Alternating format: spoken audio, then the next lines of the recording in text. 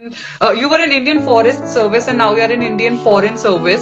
So, sir, can you please tell the aspirants that what is the basic difference between both, with special emphasis on prelims and the mains, that how they both are different? Yeah. Before I begin with explaining what exactly the difference is, I want to say that Indian Forest Service is absolutely beautiful service. There are many people who tend to overlook Indian Forest Service, and you need to, if you are a science background student, if you are engineering background student, if you have graduated from any of this, then you are eligible to apply for the Indian Forest Service. And it is a Group A service itself. You have the pay, perks, salary, everything equal to an IAS. Obviously, the field area of work is different, but the facilities and everything is the same. And it is one of the best service because you get to work in the field as well. And if you love nature, if you love traveling, then this is one of the very much good services that you would love or enjoy it. So, what is the basic difference between what we prepare for civil services and Indian Forest Service? See, the prelims is same. The difference comes in the mains. Now, what exactly is the difference in the mains? Before, in the prelims, the cutoff for the civil services and Indian Forest Service is different.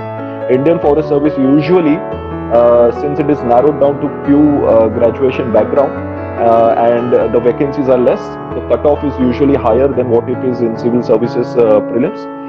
So usually the cutoff for the forest service is around 115, 114 for the general category students. 120 is on the safer side. So in mains we have two optional subjects for the Indian Forest Service. While in civil services we have only one optional subject. And in forest services, both these optional subjects are technical in nature, considering that the Indian Forest Service itself is technical service. And what I would suggest in this case is there are options available for you from the pure science streams as well and engineering optionals as well. I would definitely 101% suggest that you take up one of the optionals as forestry. So one as forestry and another one based on what you see in the syllabus, how much you think you will be able to cover, the past question papers, then you select the other option. Another difference is there is an English paper as well, which is of 300 marks in Indian Forest Service. And this English paper, the marks are counted. In civil services, what we have is English as a qualifying paper. It's not the same in Indian Forest Service. The English marks are counted.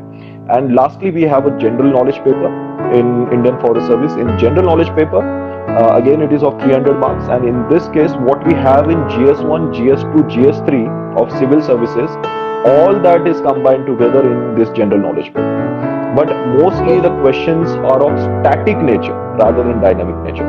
Except for science and tech, all the questions are static in nature. And even that trend is slowly changing in Indian Forest Service.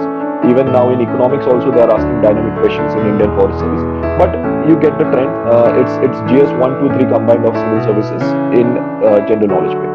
So that is the basic difference. And even in interviews as well, it is more technical in Indian Forest Service, the interviews, as compared to the civil services, because civil services is what we call as a generalist, and Indian Forest Service is more what we say as a specialist in this.